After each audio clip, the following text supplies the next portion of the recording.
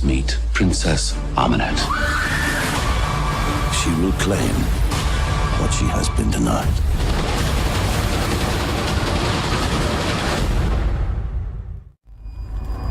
Welcome to a new world of gods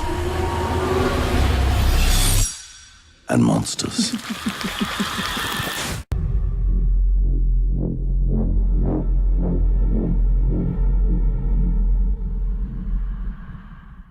The Universal monsters are back. Maybe.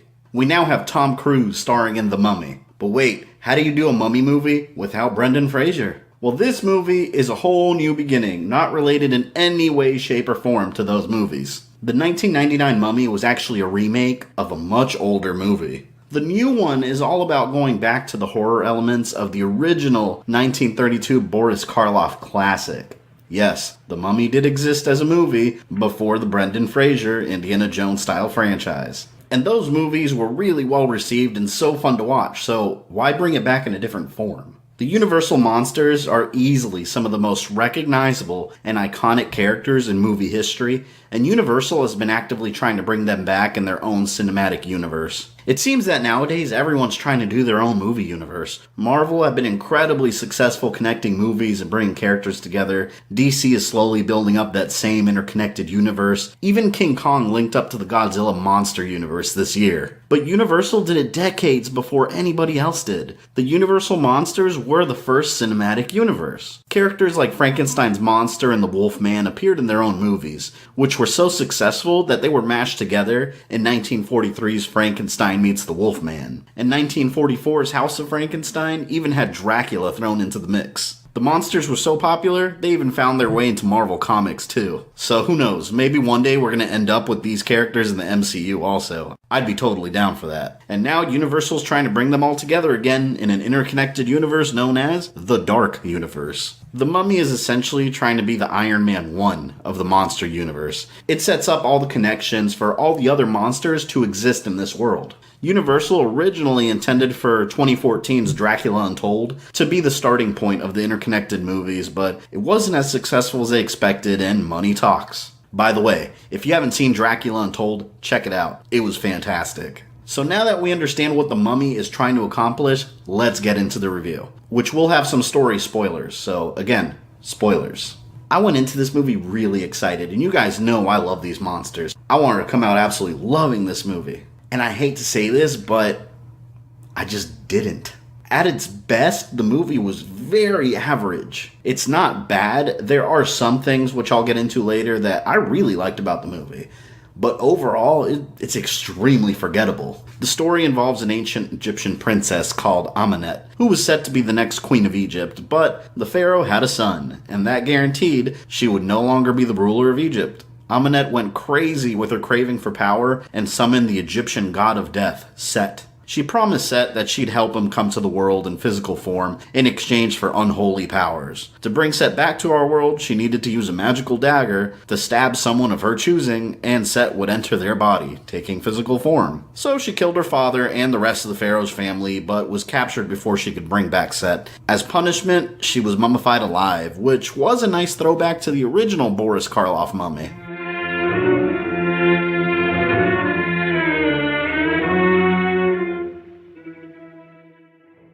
Then she was imprisoned far away from Egypt in what is now Iraq. Instead of building up the story and having the audience try to figure out the pieces and what's going on behind the mummy's powers or her origin story, everything is completely explained to you near the beginning of the movie in a flashback sequence, leaving no room to wonder because everything's explained to you before the movie's barely even started.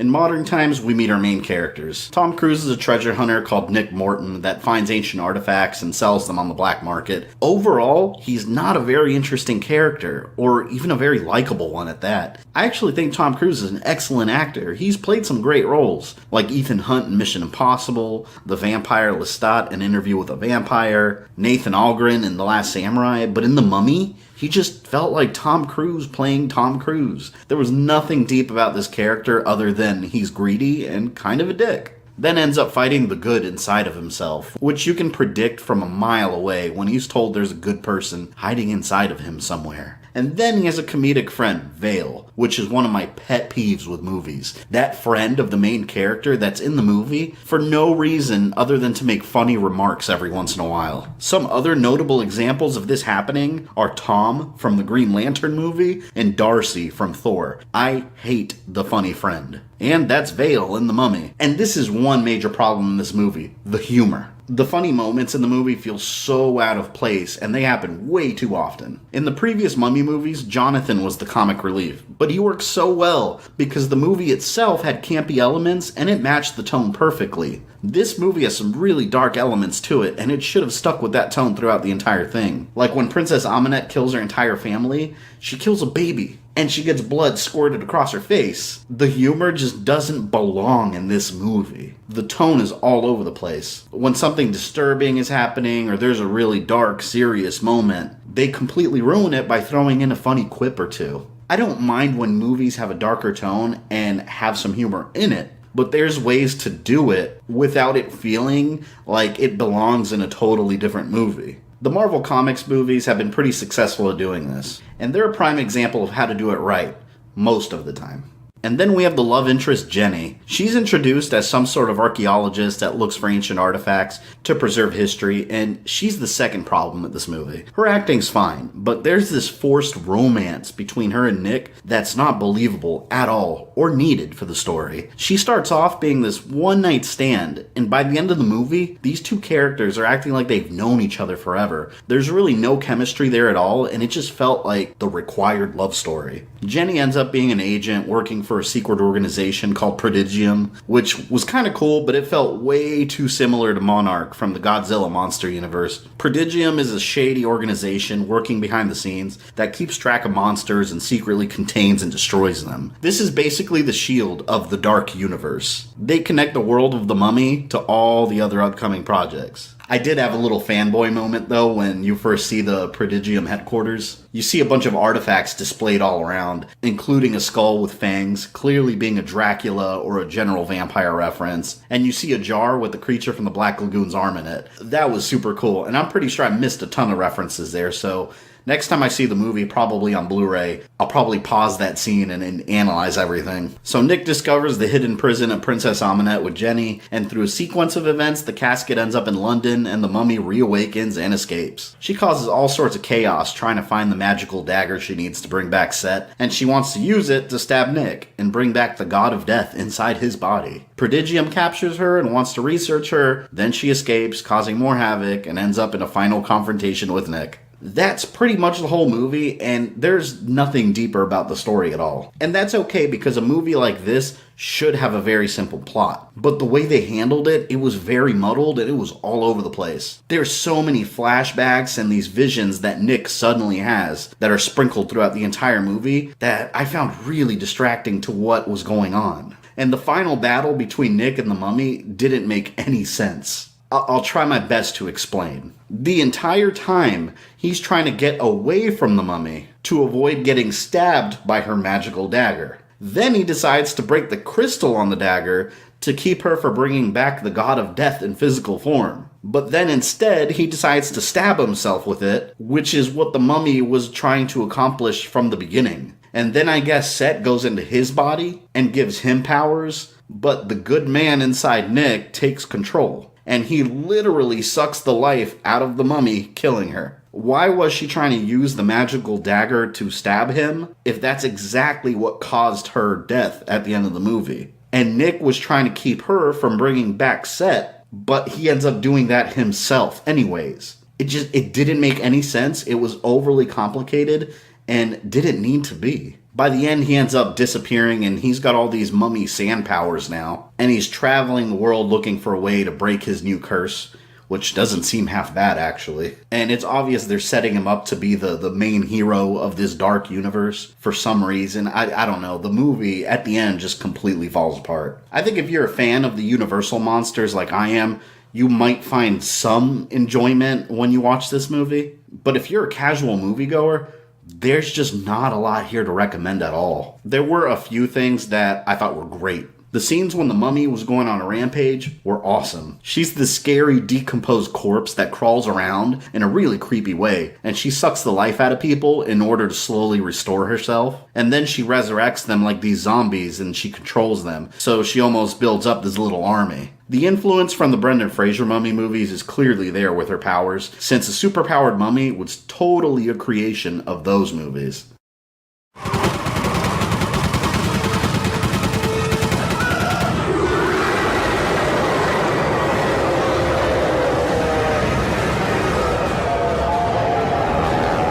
I absolutely loved Russell Crowe as Dr. Jekyll. If you don't know who that is, he's also a classic character. A doctor who transforms into a violent monster that calls himself Mr. Hyde. In this version, he has the same condition, and we do see the transformation happen in the movie. He's also the head of Prodigium, and he seems to be the Nick Fury of this universe. The scene where he transforms into Mr. Hyde was easily one of the best scenes in the movie, and it was enough to pique my interest. He becomes so violent, strong, and sadistic all of a sudden, and I would love to see him spin off in his own movie exploring his origin. And that's where The Mummy's at its best, when it focuses on the monsters. The problem is that it doesn't do it very often. There's also a lot of good action scenes, and they're very Tom Cruise-y. I always joke that Tom Cruise would be the perfect actor to be cast in a Call of Duty movie, because he's always that actor that does his own stunts, and in the movies, he's always surviving all kinds of ridiculousness that would kill a normal person, and then he gets up without a scratch, just like Call of Duty. The previous Mummy was a really fun adventure movie with genuinely funny moments and a satisfying storyline, whereas the original Mummy was a prime example of classic horror at its finest.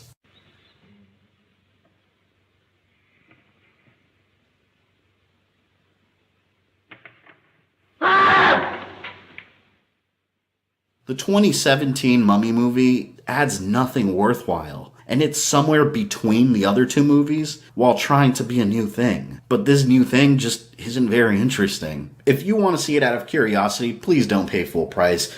Go to your local theater on a matinee showing during a day when you have nothing to do. I do hope that Universal doesn't give up on this dark universe of theirs and keeps building up the shared universe, because they did do a good job setting the foundation of how it's all going to work together. Hopefully future attempts get the tone right and understand what kind of movies they're trying to be. I love these monsters, and they were right there at the beginning of Hollywood, playing a major role in making movies a standard form of entertainment. So I would hate to see them go away. I hope you guys enjoyed this review. I apologize for the boring background.